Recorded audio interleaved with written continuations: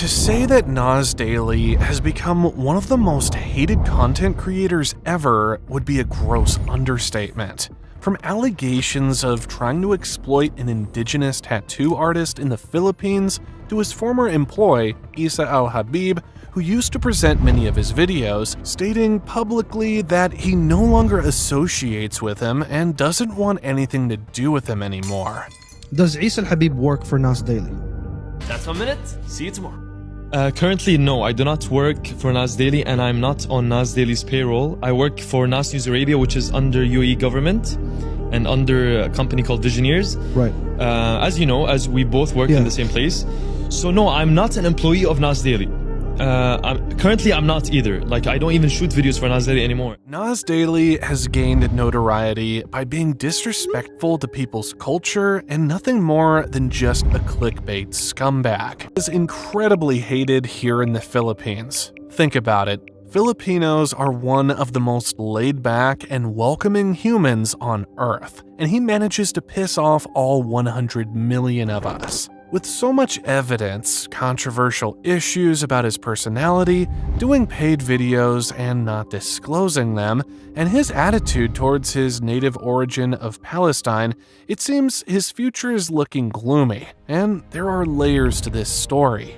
Hi, I'm Ivy. Today, we are exploring one of the most tragic and unbelievable stories of how Nas Daily went from being one of the most respected content creators to one whose impact is only getting weaker every single day. On the 25th of May 2022, a reporter by the name Avi Yemeni posted a video on YouTube where he confronted Nasir in Davos, Switzerland. And I agree with those opinions. You push the climate change agenda, you push a lot of these agendas, these woke agendas, but here, what's the friend, we've done more for climate change than you have. Here? What have you done? We've done. How did you get here? We've done more for climate change than you have. How did you get here? Okay, see you later. Nas, how did you get here? How did you get here? Avi then went on to call Nas the biggest hypocrite. You do, mate. You do. There you go. The biggest hypocrite on YouTube. After calling Nas Daily out on Twitter, Nas agreed to meet up with Avi in Dubai for a 2-hour debate. However, this would turn out to be a totally wrong move for him. From the thumbnail of Nas Daily's 26-minute version, Nas was cleverly put on the good side and Avi was put on the bad side. It was obvious that Nas had put up a carefully edited, watered-down version that would make him look good. Interestingly, what Nas wasn't expecting were the comments. Even on his own platform, his viewers clearly didn't show any single form of support for him whatsoever. Avi owned this debate. Avi won this debate hands down. He kept to facts and didn't resort to personal attacks or opinions like Nas did. Keep in mind, this is only a 26-minute clip of a 2-hour debate. Even so, Nas still lost the debate even in his own edit. Out of the almost 2,000 comments, almost 100% agreed that Nas lost the plot and should just take the L. However, Nas wouldn't do that, and things were about to get a whole lot worse. Fast forward to the following year, in Davos, Nas put his ego on full display in the public, literally. Unprovoked, Nas rudely ran in and interrupted Avi's interview with Luxembourg's prime minister. And then running away. So is he annoying you? Is he annoying you? No, it's still okay. Okay, this is Nas Daily. He's a great, listen, Nas Daily. This guy's annoying. Be careful of this guy. He's annoying. Nas's behavior here confirmed to his viewers that he is someone who is very rude, someone who can't put himself together in a civilized manner. Even the Luxembourg Prime Minister felt so uncomfortable by Nas's attitude. Lawyer before, if you need some help. Wait. What law? What law? Nas might need criminal help. Nas. Others believe he's a narcissist. Whether due to a lack of self-awareness or sheer stupidity, this narcissistic attitude would further portray Nas as a man who has frequent emotional meltdowns. Nas would further completely destroy his image on something very close to billions of people around the world. On the 15th of July 2024, Nas uploaded a video titled, "I studied Islam for 1 month, and I lost all my hair." In that video, Nas showed how he went back to his Islamic roots. Although Nas had previously created his own religion called Nasism out of curiosity to be non-attached to any particular religion. This video didn't give him any credibility as someone who genuinely returned to Islam whatsoever, but as someone who would do anything just for content. You didn't even know when Islam started. Please don't misguide people. This guy should be banned permanently. Brother, don't paint Islam with your own brush. There's no partial Islam. Islam is about entering into it fully. May Allah guide you. Although another comment made things even worse.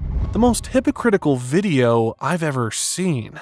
Which is true because if you say you studied Islam for 1 month and couldn't even get some very basic knowledge right, it questions what he was practicing throughout his life before he went and created his own religion in the first place. Judging from the comments and like versus dislike ratio of that video, it's obvious Nas's impact in what appeared to be his own community has totally gone.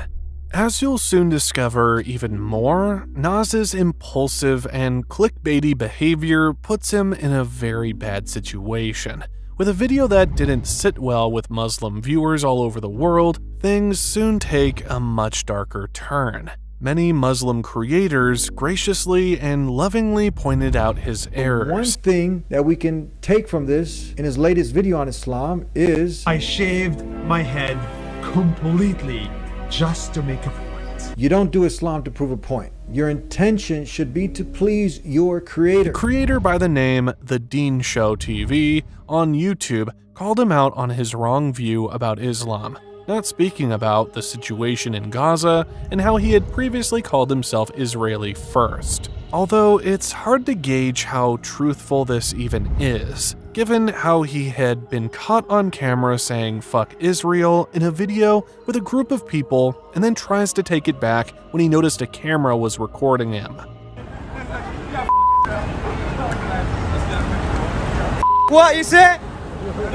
Israel, sir. No, we don't love Israel, my boy. We don't. Free Palestine. It just goes to show why people call him a complete hypocrite. He can't publicly speak out against Israel, nor can he also publicly support Palestine. This is pretty close to true. For example, when he mistakenly talked himself into admitting that some of his videos on Nas Daily are paid advertisements. Sometimes we get a brand deal in which I have to go on the spot for 1 full day and make a video about a person. However, when the YouTuber Silicon Valley Girl asked him if he declares this in his videos, Nas then realized he had made a mistake, but it was too late. Interesting. So sometimes the characters that are in your video are actually paid sponsorships. Sometimes, yes. Do you say that in the video? So it's actually like less than 3% of the content. And we do not say that because, well, one, in the post, it's when we say thank you to XYZ, blah, blah, for making this possible. Two, it's like we don't live in America. So you don't actually have to say it. Oh, different rules. But do you travel like everywhere to film those people? This also added another layer of awful and cringe. When he was asked about criticisms, which ironically Silicon Valley Girl named that chapter his attitude to being exposed, Nas literally displayed his egotistic attitude right there and then. This would make bad situations even worse. It's like, you're famous, everybody loves you, get so much money, you make $500,000 a month, and some random ass kid on YouTube makes a video about a fish. Yeah, make more of these videos. I'm making $500,000 a month. Well, perhaps these are the signs of a narcissist that people call him. Inflated self-importance, difficulty handling criticism, exploitative behavior, and superficial relationships. Although Nas is no exception to inflated self-importance and difficulty handling criticism, however, being rude toward other people's culture and exploitative behavior aren't something Nas would do, right? Well, wrong. Again, perhaps due to stupidity or lack of awareness, on February 8th, 2023, Nas Daily uploaded a video about the island of Bali and it didn't take long before this video was met with raging comments. Sadly, the response to this among locals saw him being called, amongst other things, disgustingly ignorant. She is white, he is white. Racism has entered the chat. Nas posted a video that made racism sound like an adventure. Someone wrote on Instagram, "First, I thought it was a satire. Then I expected a plot twist. And now I'm disappointed that you don't mention any critical aspect of white tourism in Bali." Oddly, the fact that Bali has no public transportation to speak of was presented as a positive. He presented the reality of thousands of roads clogging scooters zipping through green, beautiful rice fields as joyous. Perhaps one could excuse Nas for this mistake, but he had done something like this before. As Nas's infamy grew, so did his appetite for doing things that are borderline exploitation. In 2020, Nas also showed his degeneracy when he caused controversy in Singapore by labeling the country the almost perfect country. One would think this would make most Singaporeans happy, right? Well, Singaporeans saw through his petty antics and immediately knew he was just looking for clicks. A Singaporean male TV presenter put it directly to him on live TV.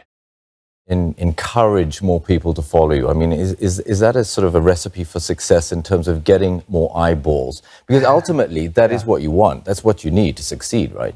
To which someone later wrote, "I remember when he praised Singapore way too much until every Singaporean on the internet told him to shut up, all because he was salty over the fact he can't get into Malaysia with an Israel passport." His antics in the whole of Asia-Pacific countries have triggered news articles like "Campaign to unfollow Nas Daily gained traction after controversy with tribal tattoo artist."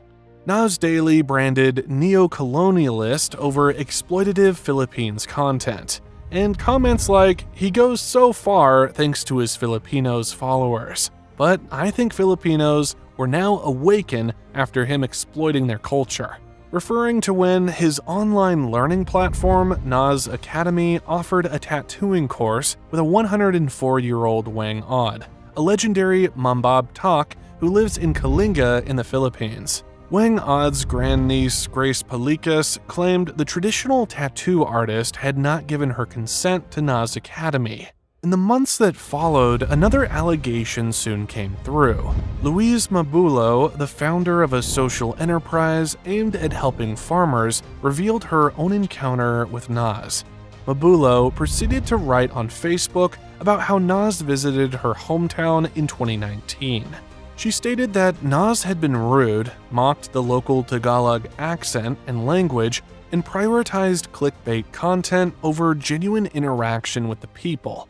She also said that Nas was fueling neo-colonialist narratives with his behaviors around the world and not genuinely stating when a video is a paid advert. His credibility took a further downturn when he described Sam Bankman-Fried as the most generous billionaire, and then later deleted the video. And when he also called Changpeng Zhao, founder and CEO of Binance, as the most humble crypto billionaire. However, Binance was later charged with breaking sanctions and money transmitting laws, and Zhao was found guilty of money laundering. Ironically, Nas had genuinely acknowledged that his career would soon come to an end. Nas Daily will lose some of the magic in the next 5 years. We will lose the magic. I guess the time has now come. Nas's options are either to continue making videos with a dying audience, or just fully commit to his tech products that are also attached to the name Nas, which would probably piss people off the moment they hear that word. Either way, his career isn't looking good. While I totally could be proven wrong, he wouldn't be relevant in only 12 months' time.